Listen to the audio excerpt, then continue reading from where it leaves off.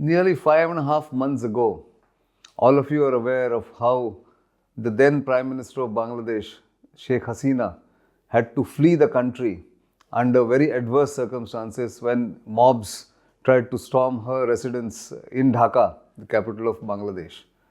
The circumstances under which she was ousted remain shrouded in mystery and controversy. But Bangladesh itself, which formally then got interim administration led by economist Muhammad Yunus and an assortment of social, political, and military ex-leaders who were trying to govern the country. This is what is currently happening in Bangladesh. So, where does Bangladesh stand and what are India's concerns as far as Bangladesh is concerned, which is immediately to the east of India? So, there are two or three things which one must look at with some concern as far as India's relationship or India's border with Bangladesh is concerned. One is that while Sheikh Hasina was in power for nearly 15 years at a stretch, she had a firm grip on the administration. The army, the paramilitary there, and the civil administration were running under her directions, and she knew exactly, and her advisors knew exactly what to do for Bangladesh. And there was a fairly good control over law and order, over the stability in Bangladesh, which is, as it is, a volatile country. But since her ouster, the Muhammad Yunus-led government has turned out to be a weak, indecisive government with different people pulling in different directions. Also, radicalization and extremism has again reared its ugly head in Bangladesh. That remains India's concern because before Sheikh Hasina took power 15 years ago, Bangladesh was seen as India's headache in the east, and that headache might return as far as India is concerned. The border between India and Bangladesh has been fenced at various places. There are enough forces on Indian and Bangladeshi side, but infiltration, illegal migration from Bangladesh remains a major worry. That's point number two. Anti-India sentiments have risen in Bangladesh. Even former veterans of the 1971 Liberation War who were part of the Mukti Bahini assisting the Indian army have turned against India, at least a section of them.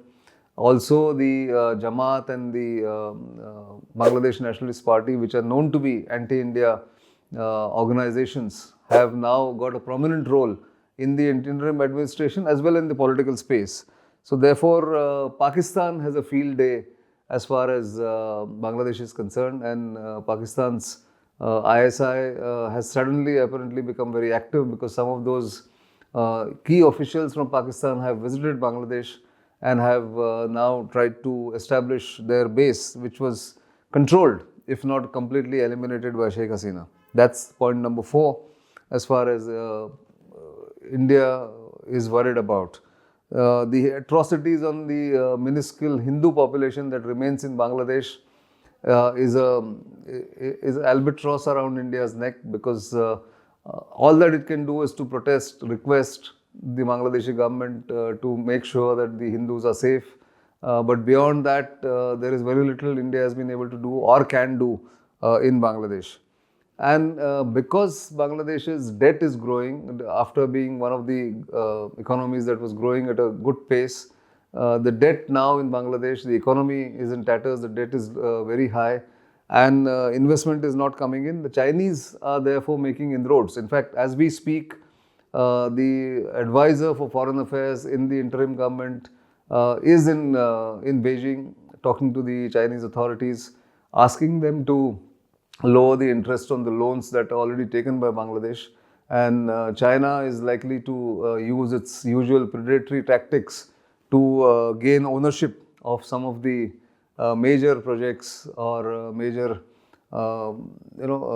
joint ventures that they have established in Bangladesh. Now that's a worry because then that gives them a firm foothold on India's east in Bangladesh, which is something that Indian authorities will constantly worry about because some of the areas of Bangladesh districts are very close to India's chicken's neck, which connects India's northeastern states to rest of India. Now, that is something that India is looking at very closely. And finally, despite good relations with India, the United States seems to have played a part in ousting Sheikh Hasina, who they never liked. She was never their favorite. And having ousted her from power, the United States is now saddled with a government which is not functioning, which may create chaos, which may allow terrorism to flourish, radicalism to flourish, and which will mean that it's not a headache only for India, but also for the United States, which constantly keeps looking for areas where radicalism, Islamic extremism gets boosted by the governments there or the weak governments there. These are some of the concerns that India is looking at 5.5 months after what happened on August 5th, 2024. I thought for our viewers on Strat News Global, I'll flag these.